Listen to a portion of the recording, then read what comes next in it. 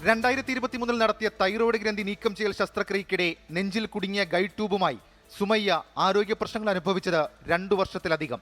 ശ്വാസമുട്ടൽ കടുത്തതോടെ സ്വകാര്യ ആശുപത്രിയിൽ ചികിത്സ തേടി എക്സ്റേ എടുത്തപ്പോഴാണ് ട്യൂബ് കുടുങ്ങിയ കാര്യം കണ്ടെത്തുന്നത്. പിന്നാലെ ശസ്ത്രക്രിയ നടത്തിയ ഡോക്ടർ രാജീവ് കുമാറിനെ സമീപിച്ചു. സുമയ്യയുടെ ബന്ധു ഡോക്ടറോട് സംസാരിക്കുന്ന ശബ്ദരേഖയാണ് പുറത്തുവന്നത്. തെറ്റ് സംഭവിച്ചെന്ന ശബ്ദരേഖയിൽ ഡോക്ടർ രാജീവ് കുമാർ. ഇതിന്റെ നഷ്ടം നമുക്കാണല്ലോ, നമുക്കല്ലേ പ്രശ്നം.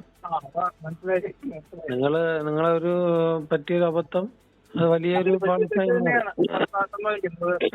ഞാനല്ല, എനിക്കിതിനെ കുറിച്ച് അറിവില്ല. ഞാൻ ഇടുന്ന സാധനമല്ല, നമ്മുടെ കാര്യമല്ല, ഇട്ടത്. നമ്മള് പെട്ട് നിൽക്കുകയാണ്. എന്തായാലും അവിടെ നിന്ന് സംസാരിച്ച് എന്താണ് വേണ്ടതെന്ന് നമുക്ക് നോക്കാം. ഡോക്ടർ രാജീവ് കുമാറിന്റെ നിർദ്ദേശപ്രകാരം ശ്രീചിത്രയിൽ നടത്തിയ പരിശോധനയിലാണ് ഗൈഡ് ട്യൂബ് രക്തക്കുഴലുമായി ഒട്ടിയെന്നും തിരിച്ചെടുക്കുന്നത് ജീവന് തന്നെ അപകടമുണ്ടാക്കുന്ന കാര്യമാണെന്നും ഉറപ്പിക്കുന്നത്. ഇതോടെ ഡോക്ടർ രാജീവ് കുമാർ കൈയൊഴിഞ്ഞു. ശ്രീചിത്രയിലെ ചികിത്സയ്ക്ക് രാജീവ് കുമാർ പണമയച്ചു നൽകിയതിന്റെ തെളിവും പുറത്തുവന്നു.